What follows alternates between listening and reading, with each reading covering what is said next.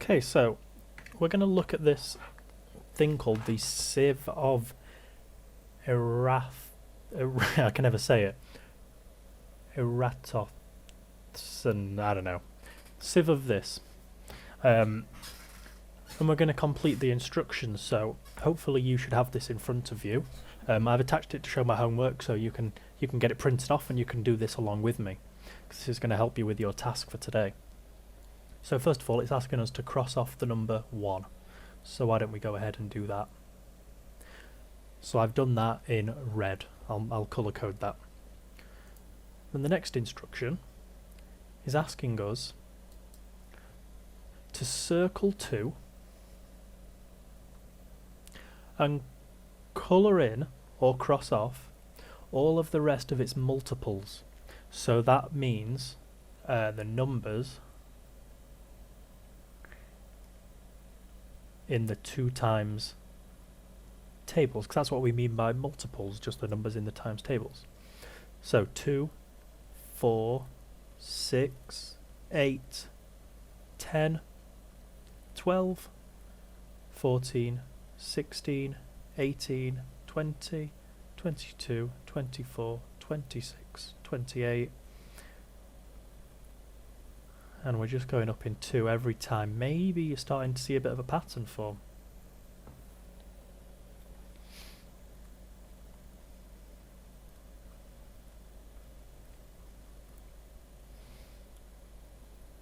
So I'm still crossing out my multiples of 2, I'm just going every 2 along and then crossing it out. It's all our even numbers, isn't it? Because that's what multiples of 2 are, they are even numbers.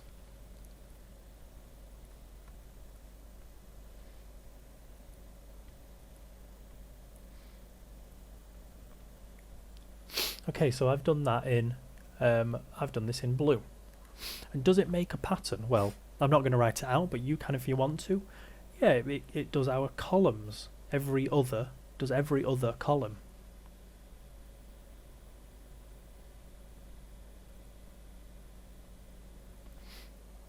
So in a different colour, I'm going to do the third instruction now.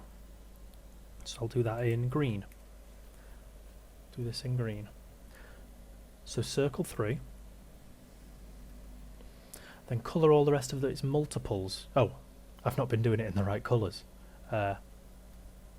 Blue. Green. I didn't read that, or I forgot about that.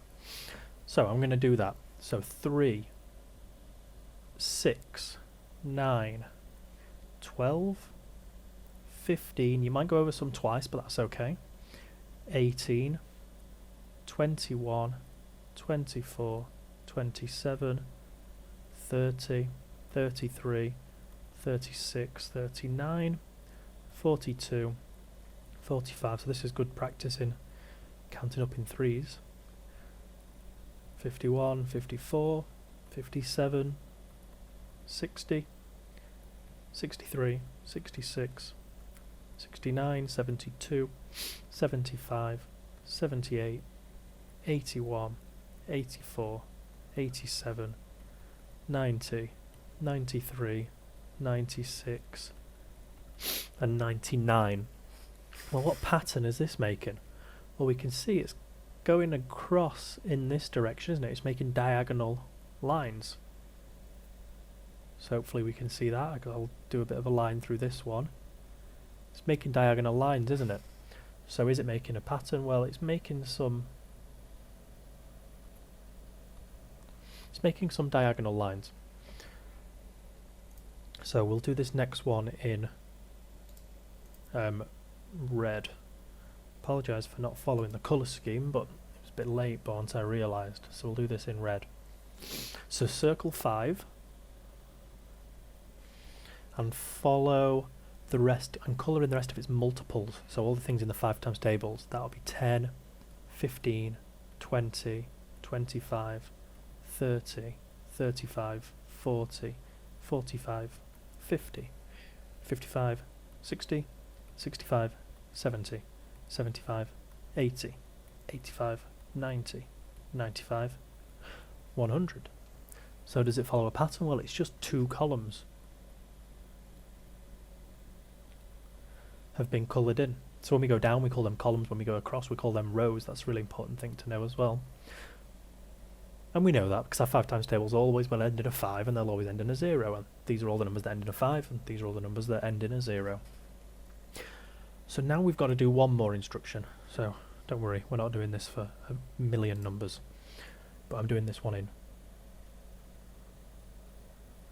purple. So I need to circle the number 7 and cross out all my multiples of 7. So all the things in my 7 times tables. This one will be a bit harder.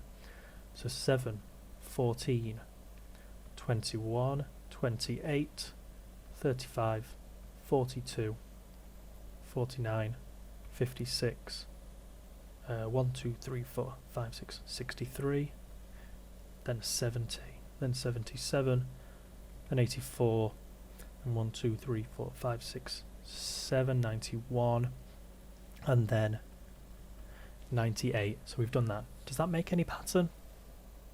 Not particularly. Looking at the purples, no, it doesn't really make a pattern, not an obvious one. And then we want to circle all the remaining numbers. So let me get a final colour for this. I'll do this in yellow. I'm going to circle all the numbers that we haven't crossed out.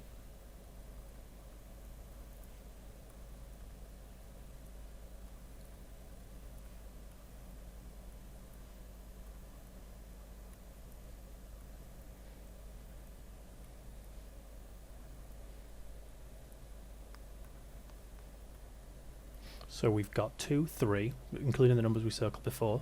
So we've got 2, 3, 5, 7, 11, 13, 17, 19, 23, 29, 31, 37, and so on. Well, these are the prime numbers. So you might have heard of prime numbers before, and these are our first prime numbers. These are all the prime numbers less than 100. So down here, well, I'd want you to list them out. I'm not going to do that, but you would list them out. And these are some really important numbers to remember. I'm not saying you need to remember all of them, but it's really good if we can remember 2, 3, 5, 7, 11, 13, 17, and 19, them first 8. They can be really key. A few questions here. So we did all the 2s, we did all the 3s. Why didn't we do all the 4s? Why did we just jump straight to the 5s? Well, thinking about it, all the numbers in our 4 times tables, 4, 8, I'm going to change colour, because this one's a bit bright.